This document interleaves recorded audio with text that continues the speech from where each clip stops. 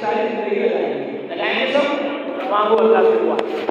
وَإِلَٰهُكُمْ إِلَٰهٌ وَاحِدٌ لَا إِلَٰهَ إِلَّا هُوَ الرَّحْمَٰنُ الرَّحِيمُ سُبْحَانَ رَبِّيَ الْعَلِيِّ الْأَعْلَى الْوَهَّابُ لَا إِلَٰهَ إِلَّا أَنتَ سُبْحَانَكَ إِنَّا كُنَّا مِنَ الظَّالِمِينَ اللهم صل على محمد وعلى آل محمد كما صليت على إبراهيم وعلى آل إبراهيم إنك حميد مجيد اللهم بارك على محمد وعلى آل محمد كما باركت على إبراهيم وعلى آل إبراهيم إنك حميد مجيد ربنا ظلمنا أنفسنا وإن لم تغفر لنا وترحمنا لنكونن من الخاسرين ربنا آتنا في الدنيا حسنة وفي الآخرة حسنة وقنا عذاب النار اللهم أعنا على ذكرك وشكرك وحسن عبادتك اللهم علمنا آداب الدعوة والتبليغ واجعلنا متصلين بصفات الداعين والمبلغين اللهم ارحمنا بترك المعاصي أبدا ما بقيتنا وارحمنا أن نتكلف ما لا يعنينا وارزقنا حسن النظر فيما يرضيك عنا یا اللہ ہماری گناہوں کو معاف فرما، ہماری خطائیں سے درگزر فرما، ہمارے یہاں جمع ہونے کو کہنے سننے کو بے حد قبول فرما، کہنے سننے میں جو غلطی ہوتا ہے اس کو معاف فرما، آئندہ صحیح سے کہنے کی سننے کی عمل کرنے کی اور علم و عمل کو سارے عالم میں پھیلا کے پہنچاتے رہنے کی ہمیں پوری امت مسلمہ کو توفیق عطا فرما۔ اے اللہ چھوٹے چھوٹے معصوم بچے،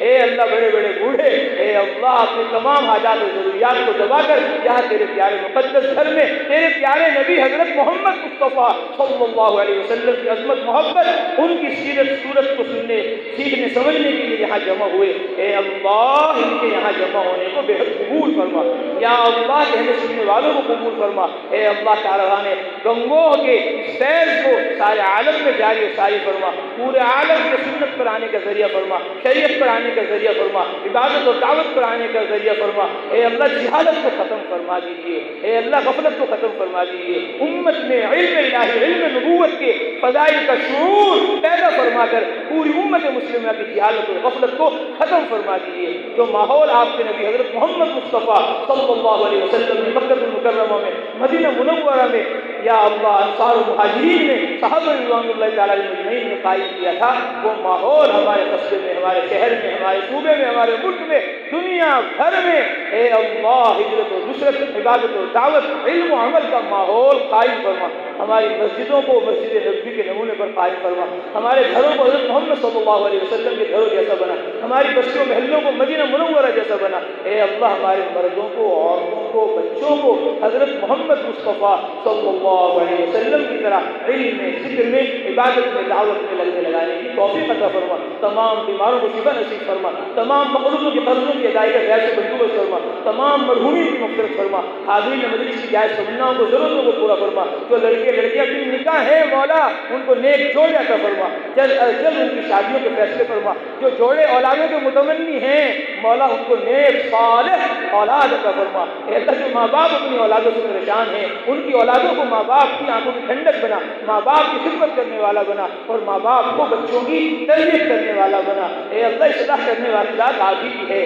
تربیت کرنے والی ذات آپ ہی کی ہے، قلوب سب کے مولا تیری دو انگلیوں کے درمیان ہیں، ہمارے امت مسلمہ کے دلوں کو اپنی طرف، اپنے نبی کی طرف، قرآن و حدیث کی طرف پھیر لیجیے، ہمیں اپنے نیک بندوں میں، متقی پرہیزگار بندوں میں شامل فرما دیجیے، مولا ہم جنت کو بھول گئے، جہنم کو بھول گئے، ثواب عذاب کو بھول گئے، آخرت کو بھول گئے، ہمارے جن عظیم کو معاف فرما، ہمیں ثواب کو، عذاب کو، جنت جہنم آخرت کو ہمیشہ یاد کرتے رہنے کی توفیق عطا فرما، ہمیں پوری امت مسلمہ کو جہنم سے نجات عطا فرما، ہمیں پوری امت مسلمہ کو جنت الفردوس میں داخل فرما، علم کی، علماء کی، مدارس کی محبت ہمارے دلوں میں پیدا فرما، ذکر کی، ذاکرین کی، خانقاہوں کی محبت ہمارے دلوں میں پیدا فرما، تبلیغ کی، مبلغین کی، مراکز کی محبت ہمارے دلوں میں پیدا فرما، یا ارحم الراحمین ہم سب کو ایک فرما، نیک فرما، ہمارے مساجد کی، مدارس کی، خانقاہوں کی، تمام دینی جماعت و تحریکوں کی، اوقاف کی، قبرستانوں کی پوری حفاظت فرما، ہر سال ہمیں حج کرنے کی توفیق عطا فرما،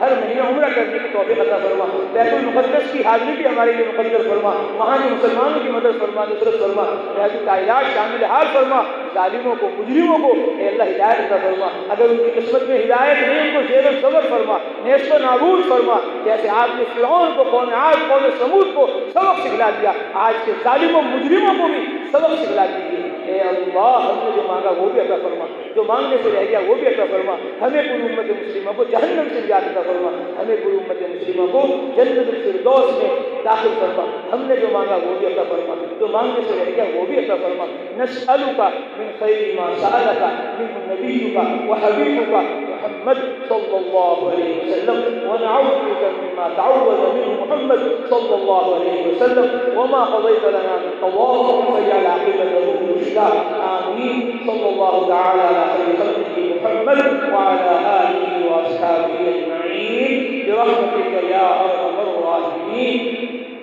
مدینہ منورہ میں ایک حکیم صاحب گئے، یہ حکیم صاحب کا محلہ ہے آپ جانتے ہیں، وہ حکیم صاحب گئے اور دکان کھولی اور وہاں کوئی بھی مریض آیا نہیں، پریشان ہو گئے، کوئی مریض آ ہی نہیں رہا، کیا بات ہو گئی؟ لوگوں نے کہا کہ بھئی یہاں کوئی بیمار نہیں ہوتا مدینے میں، کیونکہ یہ اس وقت کھاتے ہیں کھانا جب بھوک بہت لگ رہی ہو، عشاء کی نماز پڑھتے ہیں جماعت کے ساتھ، پھر 11 بجے 11:30 بجے 12 بجے پھر کھاتے کھانا ہے، جب بھوک بہت زیادہ لگ جاتی ہے ان کو تب کھاتے کھانا، اور جب تھوڑی سی بھوک باقی رہ جاتی ہے پھر چھوڑ دیتے ہیں، اس لیے یہاں کوئی بیمار نہیں ہوتا۔ حکیم صاحب نے دیکھا وہ یہاں تو کوئی بیماری نہیں ہو رہا، اس نے دکان بند کی اور محلہ کوٹر میں آ کے کھول دی، اب نماز پڑھ لو، نماز کے بعد انشاءاللہ کھانا ہوگا، کوئی کھائے بغیر نہیں جائے گا۔ وضو خانہ اوپر بھی ہے، 10 منٹ کے بعد نماز ہوگی، 10 منٹ کے بعد نماز ہوگی، پھر اطمینان سے کھانا کھا کر جائیں گے، اور کوئی بیمار ہو گیا تو علاج ہو جائے گا، اس کو گھبرانے کی بات نہیں، پورا کھا کے جائیں گے۔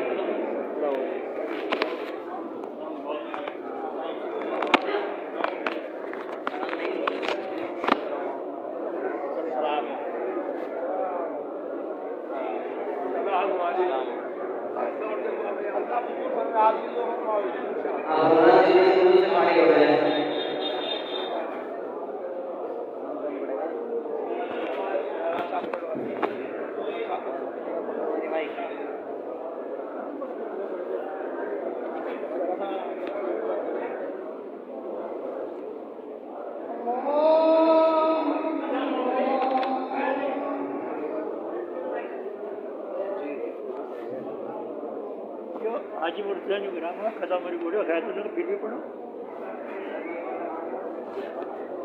بھائی تصدیق ہو گئی